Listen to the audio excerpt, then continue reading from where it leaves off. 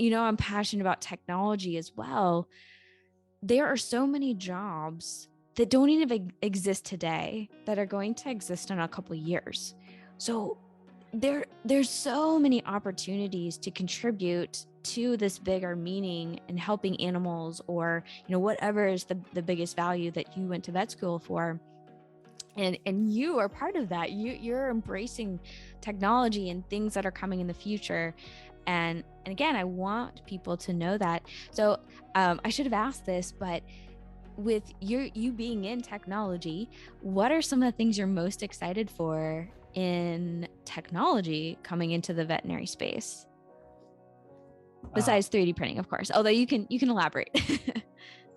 I just think the trend towards like patient specific and or like personalized medicine is going to be huge. I mean, as like imaging gets better and imaging becomes data, and gathering all the different data points to be able to predict diseases or treat preemptively.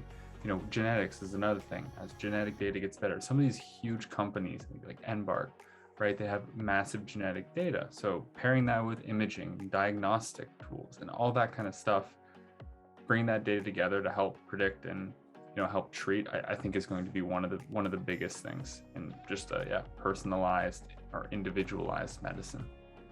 I love that too. It excites me in the human side as well. Yeah, I for think sure. if we step it up a couple notches, we can be a little bit closer into that human healthcare, because they are definitely very much advanced from us. But They I, they are, but I have a strong opinion about the differences. oh, I'll do share it tell. with you if you have some time. I want to share. I'll share it with you. Just that I think that too many people try to approach what is done in the human field and apply it to the veterinary market. It doesn't work. Some of the things work, some don't. And I think we have to embrace some of those differences and find unique solutions on the vet side, because it's shown with things like the TPLO that you can create an implant that is very affordable as well as very, you can make a lot of money off it. There are massive opportunities. I look at like cleft palates on the human side. You put a retainer on if you have a cleft palate, and basically it blocks anything from going up. Well, you can't put a retainer on a puppy because it's constantly growing.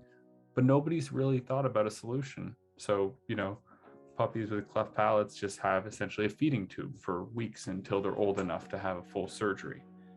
So these different problems in the veterinary field, if we approach them from the source instead of trying to find some of the human solutions and applying them, I think that's where a lot of the value, a lot of the technology should be going. So that's kind of my thought on the gap.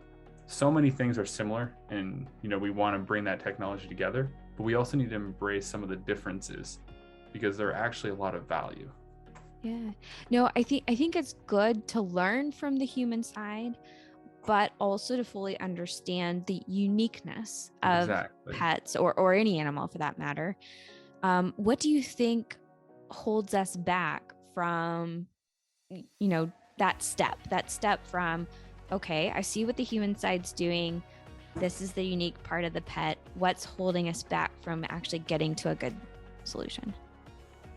I think on the business side, a lot of it is money. A lot of it is most huge medical device companies have both human and veterinary, and they'll look at their solutions on the human side that already exist and say, how can I take this, not have to spend a lot of R&D time and use it for veterinarians? I think that a lot of the most unique solutions come out of research from different universities, and that's where like a lot of the value is. I think that a lot of companies will shy away because they don't see as large of a market for the amount of R&D that needs to go into it. I think is one of the biggest things. But there are companies that do it and they do a really good job.